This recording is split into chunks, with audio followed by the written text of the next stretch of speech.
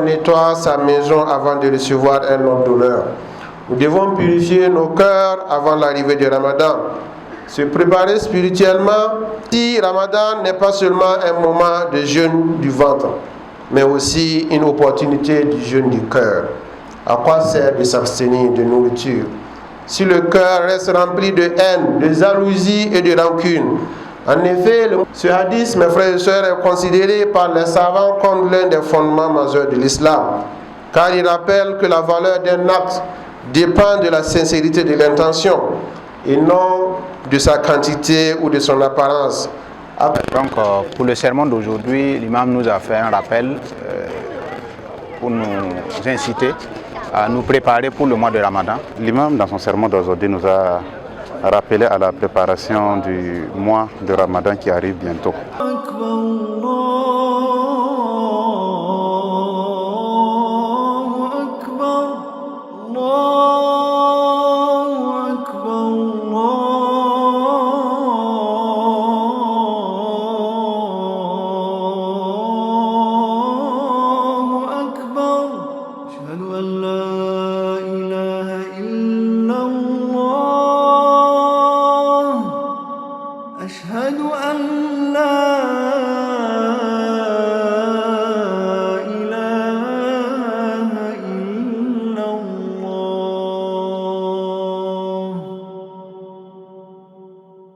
إن الحمد لله نحمده ونستعينه ونستغفره ونعوذ بالله من شرور أنفسنا وسيئات أعمالنا من يهده الله فلا مضل له ومن يضلل فلا هادي له وأشهد أن لا إله إلا الله وحده لا شريك له وأشهد أن محمدا عبده ورسوله صلى الله عليه وسلم وعلى آله وأصحابه ومن تبعهم بإحسان إلى يوم الدين.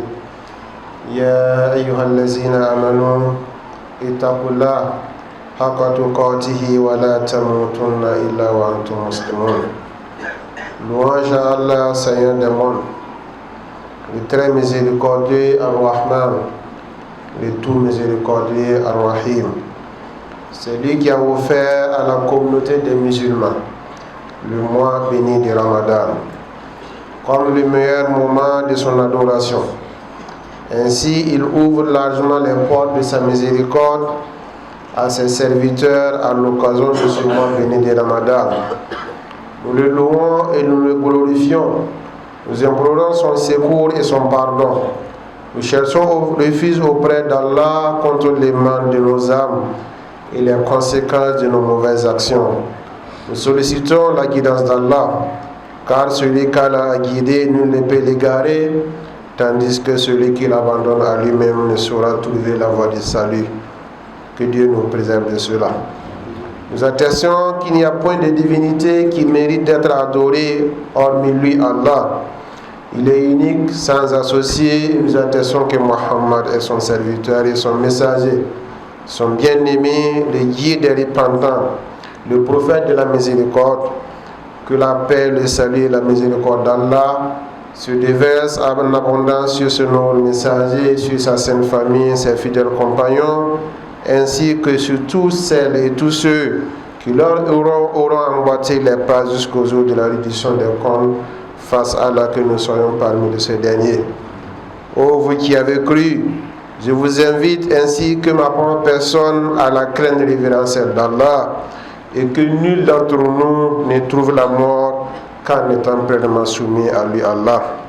Serviteur d'Allah, nous allons bientôt accueillir notre invité d'honneur, un invité exceptionnel, un noble hôte que certains redoutent alors que d'autres l'attendent avec espoir.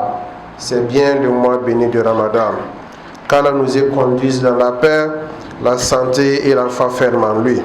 Frères et sœurs dans la foi, comme vous le savez, Ramadan n'est pas un simple changement de rythme alimentaire, ni une habitude sociale répétée chaque année. Ramadan, c'est une école d'élévation spirituelle à taqwa, ou la conscience d'Allah, une école de la patience à sobre, une école de la sincérité à l'ikhlas, une école de la fraternité.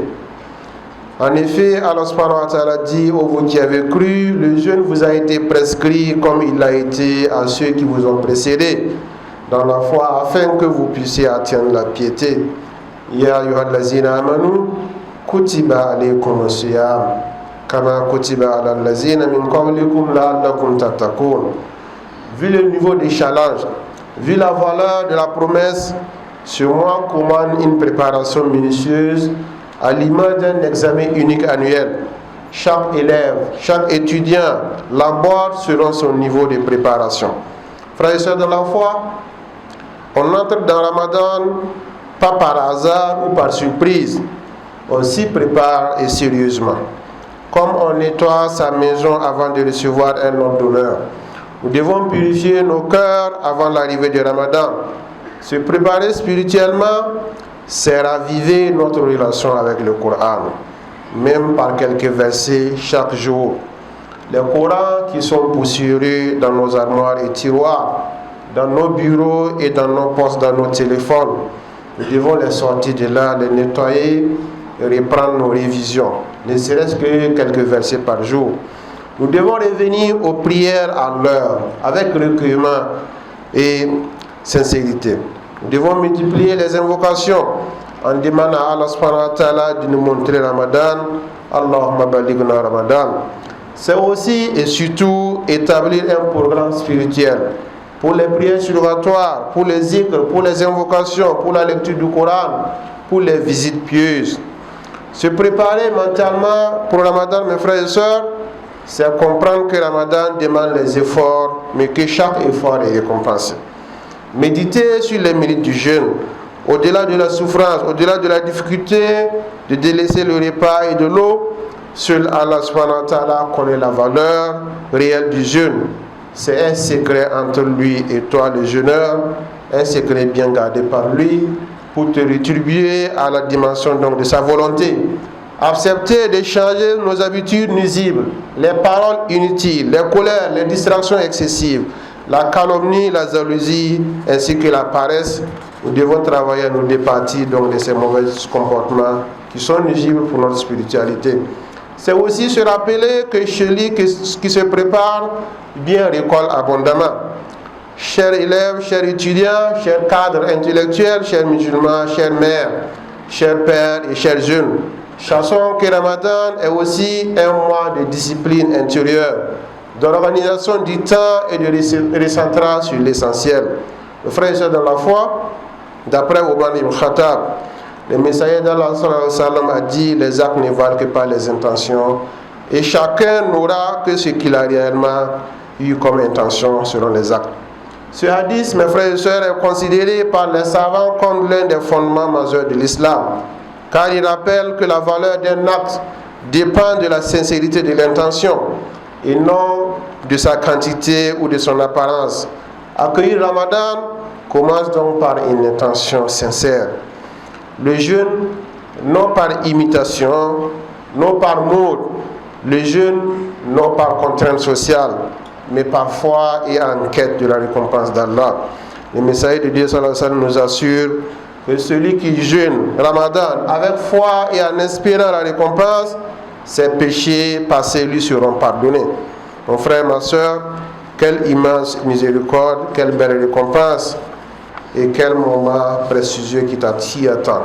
Même si ton passé est lourd, même si ton parcours est fragile, Ramadan reste une porte grandement ouverte pour l'accueillir. Accueille-le donc avec un cœur ouvert.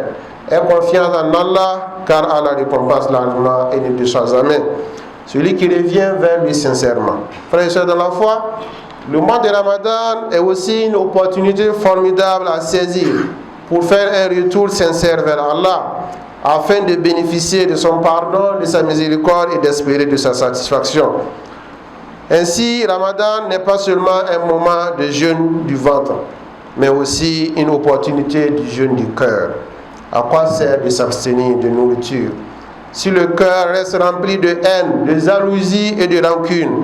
En effet, le prophète sallallahu alayhi wa sallam nous dit: les portes du paradis sont ouvertes le lundi et le jeudi, et Allah pardonne à tous serviteurs qui ne lui associent rien, sauf à deux personnes en conflit. Il a dit: laissez-les jusqu'à ce qu'ils se réconcilient. Alors ceci vaut pour Ramadan également.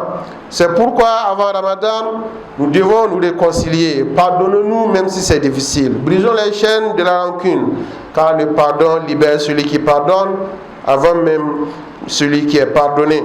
Ceci participe à la consolidation de la cohésion sociale, à la construction de la cohésion sociale qui est une adoration en elle-même. Un musulman apaisé, réconcilié avec les autres, goûte pleinement la saveur du Ramadan. En d'autres termes, celui qui entre dans Ramadan avec un cœur purifié goûtera certainement aux grâces immenses de cette grande école de la spiritualité, si Dieu le veut. C'est donc le moment de multiplier les demandes de pardon. Astaghfirullah. Purifier nos intentions. Travailler également à réparer nos relations, renouer avec la prière profonde, pratiquer les bonnes œuvres discrètes, alléger nos cœurs de la rancune, de l'orgueil.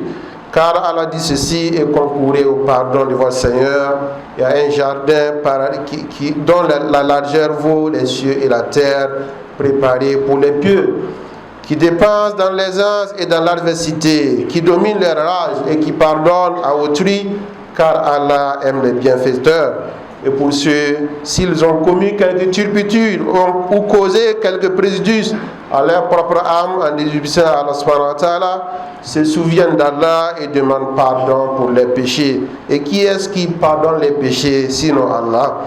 Et qui ne persistent pas sciemment dans le mal qu'ils ont fait. Ceux-là ont pour récompense le pardon de leur Seigneur, ainsi que les jardins sous lesquels coulent les ruisseaux pour y demeurer éternellement.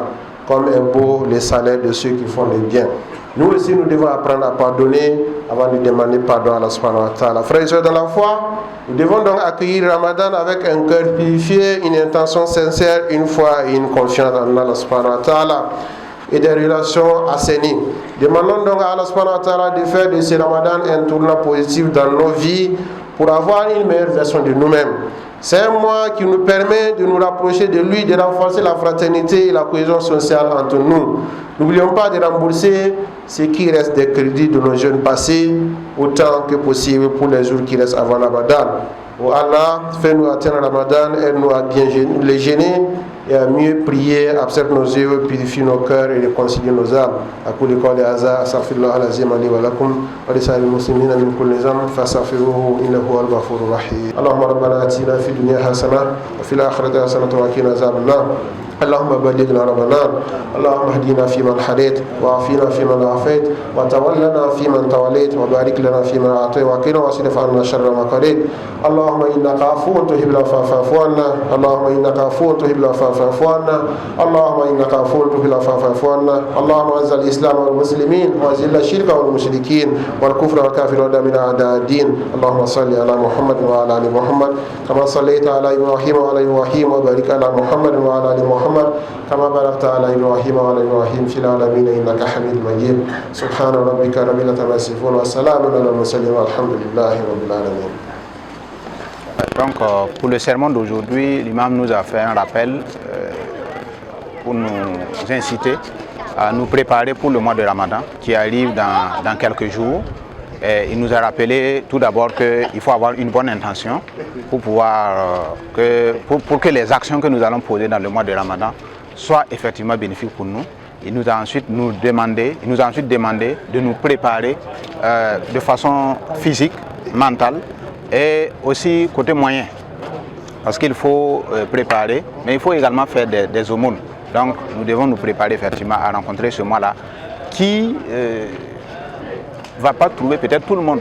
Donc tout le monde n'aura pas la chance d'avoir ce mois-là. Donc tous ceux qui auront la chance d'arriver à ce mois toujours bien portant, de profiter au maximum, faire ce qui est bien pour espérer la récompense d'Allah subhanahu wa ta'ala. Comme il l'a dit, Allah dit que celui qui jeûne pour le mois de Ramadan avec espoir qu'Allah subhanahu wa ta'ala puisse le pardonner, verra ses péchés qui seront pardonnés. Donc l'imam dans son sermon d'aujourd'hui nous a rappelé à la préparation du mois de Ramadan qui arrive bientôt. Voilà, dans cette préparation, il nous a rappelé sur la préparation physique, et la préparation mentale et spirituelle aussi. Il a aussi rappelé à ceux qui ont toujours des crédits, voilà, des jeunes non jeûnés là, de le faire le plus tôt possible avant d'entamer le mois de Ramadan. Ainsi aussi, il a parlé aussi de la clarification des intentions voilà, pour pouvoir jeûner Ramadan, pour que notre Ramadan soit